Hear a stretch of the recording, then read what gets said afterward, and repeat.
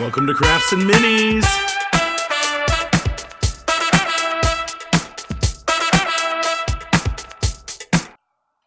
The hobby streak has ended. Long live the hobby streak. It's sad to announce that my 2020 hashtag hobby streak challenge effort finished with 45 days straight in the hobby, over 240 minis painted in that time, and a lot of work done. But a day this week was so full. Excuses, hobby streak over. But I will be doing a new hobby streak day one effort sometime. Can't promise when, but sometime.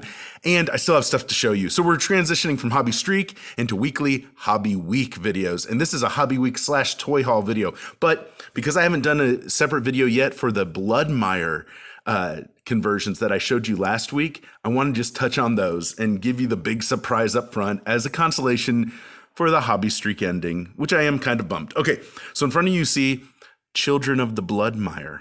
Now, someday they might get their own video with the lore that I'm coming up with and how to use them in games and all that. But just remember, these were all Dollar Tree wrestlers, the two on the ends, this one and this one, with skulls on their faces that I then used hot glue to convert.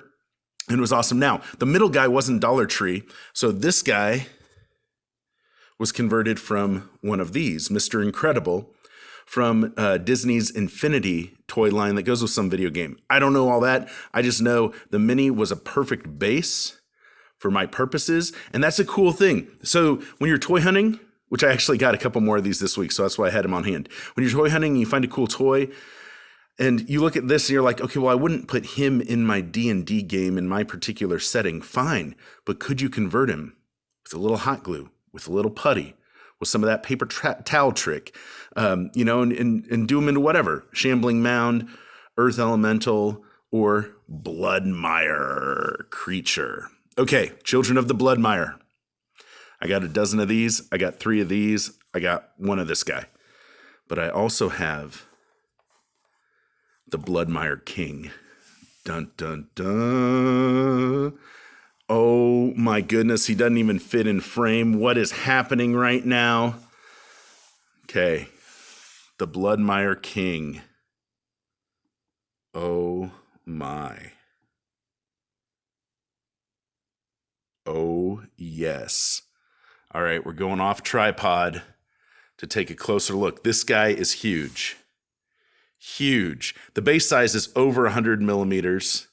It's actually a marker from the game Hordes, one of their scatter templates. And the toy was originally just the body, the arms, and the legs of, I think, a toy from Spawn, like this huge armored guy. Sorry, I don't have that for reference. He's covered in hot glue. And I, of course, used it. I put the mound on the back with DOS clay after I had put on this incredible head. So this head, I think, is from, I know it's from a Funko Pop toy. I think it's a Lord of the Rings Witch King, because you can see the spikes for the crown. But he's now my Bloodmire King. Oh, goodness. How much fun. How much fun. Now, is he ridiculous? Yes. Do I need like a stroller to take him to game night? Yes. But it's a lot of fun. Okay. And just like the others, I had so much fun with the hot glue, like you see from the legs and the arms and stuff, the different strands. Oh, it's so much fun. And I'm all flustered. So that's the big reveal. Bloodmire King, over the top. So much fun. Okay, I'm going to now start shooting through all these toys that I've gotten this week. But first, before I do that, here's a fun story.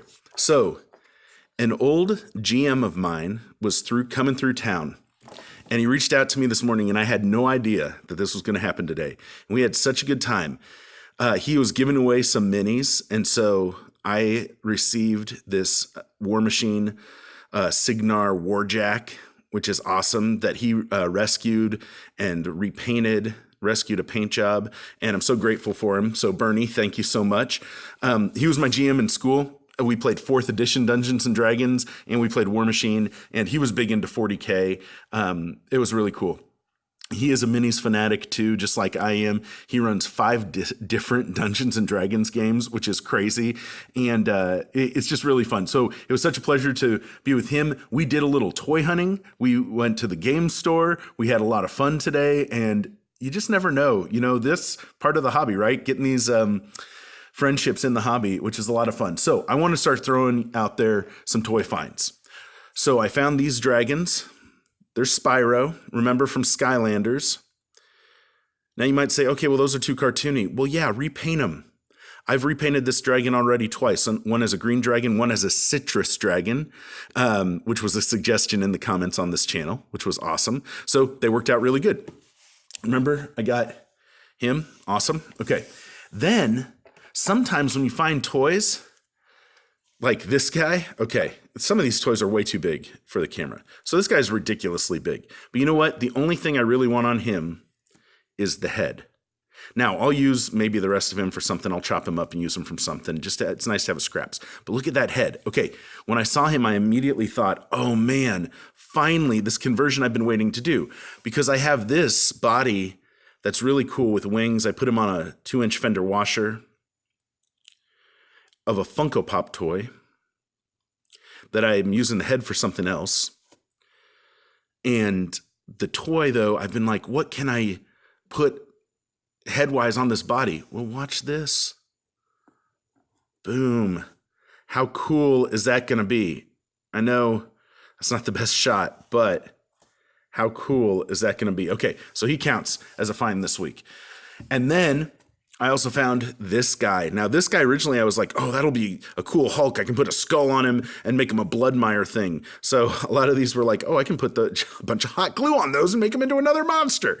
But then I looked at this guy and I'm like, you know what? I'll redo something with his head, but he could be a really, really, really cool mechanical giant thing. So there's that guy. Okay, then another Skylanders toy. I've done this guy up already.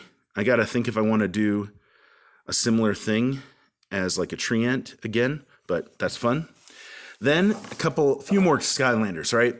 So boom, boom. So there's this store called Vintage Stock that sells these used, and today's President's Day in the United States.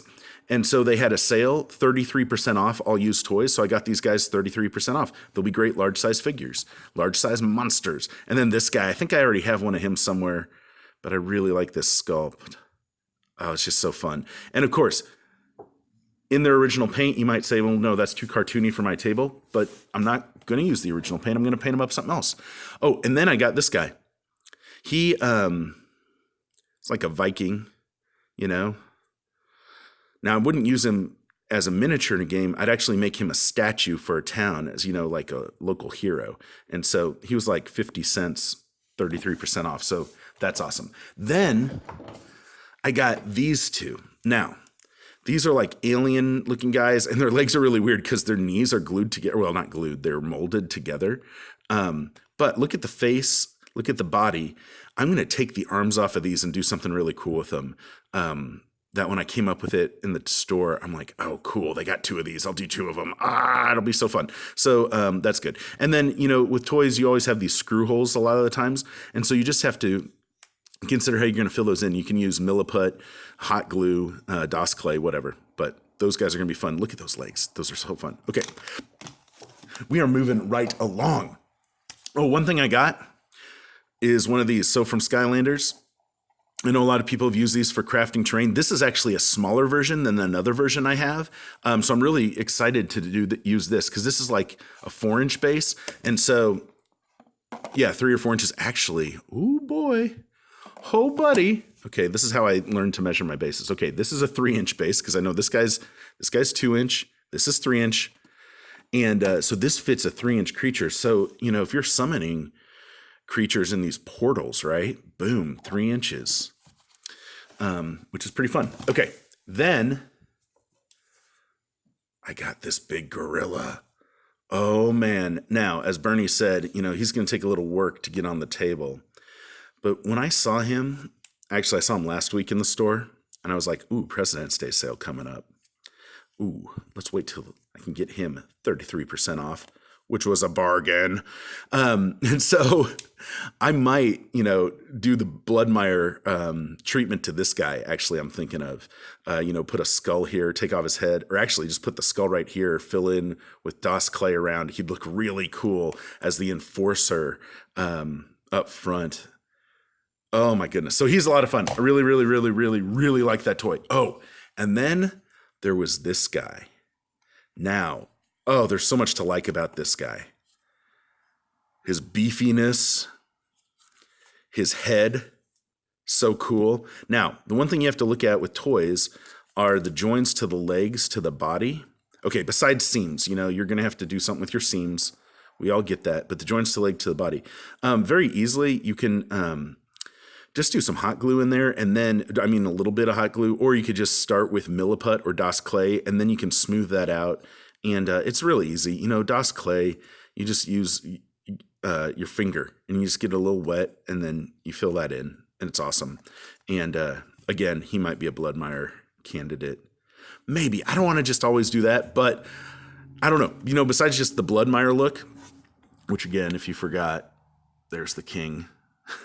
Besides just the Bloodmeyer look with these toys, I could do a similar thing and make them very easily like, greenish, swampy. Very easily I could do like some cool black or purple, and there's some sort of mystical void creature or something like that. So we'll see what treatment you get.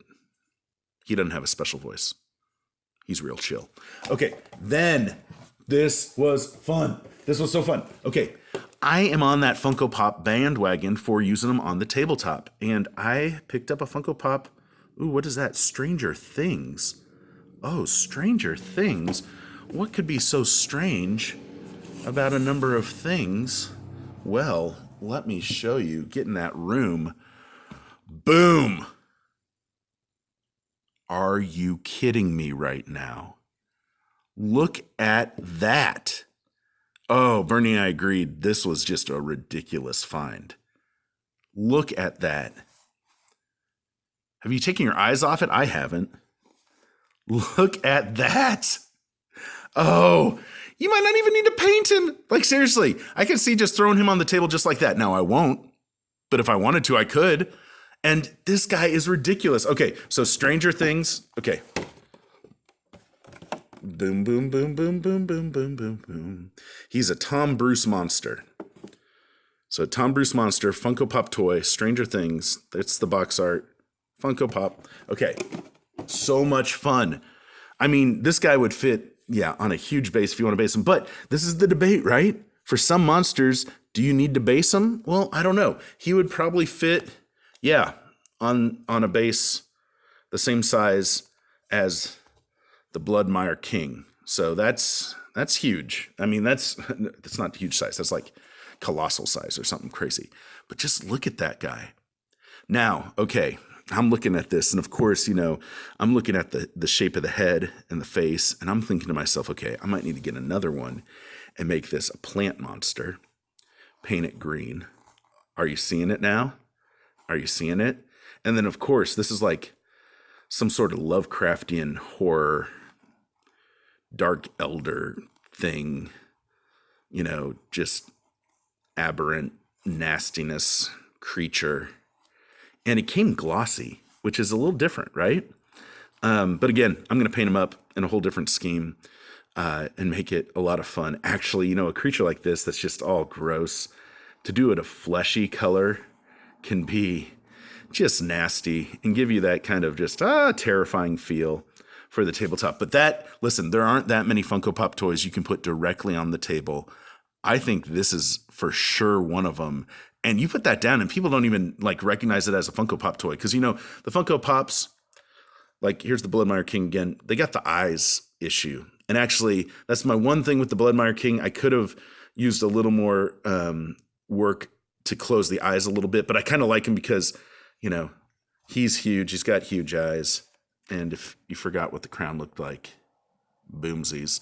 So had a lot of fun this week getting after it. Now the hobby streak ended. I don't have a lot of new painted minis to show you. I do have a painted mini from Bernie, which is awesome. But I got these other guys, and I'm just so tickled by. So this is my week in the hobby. I crashed and burned on the hobby streak. No other way to say it. But it was a fun challenge. I would not have gotten, there's no way I would have gotten over 240 minutes painted already this year without the hobby streak. And shout out to all the other folks going strong with the hobby streak. Gyra, I didn't say you in the last video, but I know you're out there doing it strong too. And everybody else who's tried it, remember it's never too late to do day one of hashtag hobby streak. And we'll just see when I get after it again. But even if I don't do the hobby streak, I am still getting after the hobby. And I mentioned on Twitter, and so I might as well mention it here too. I'm thinking about getting into some sci-fi. I got a ridiculous sci-fi collection that needs attention, and I got a lot of terrain and vehicles and toys to convert, and oh my goodness, 28 millimeter scale mechs. Are you kidding me? Yeah, so that might be fun too. We'll see. Out of all of this, in terms of the toy finds, besides the Funko Pop Tom Bruce monster from Stranger Things, it honestly, my favorite find is this head. Because, are you kidding me? I don't think you are. All right, that's it. Hobbying this week with some scavenging, but it was a lot of fun. Don't be afraid to use toys on the tabletop. Put your effort in to get them table ready, and you will have a whole other hobby of toy hunting to keep you occupied.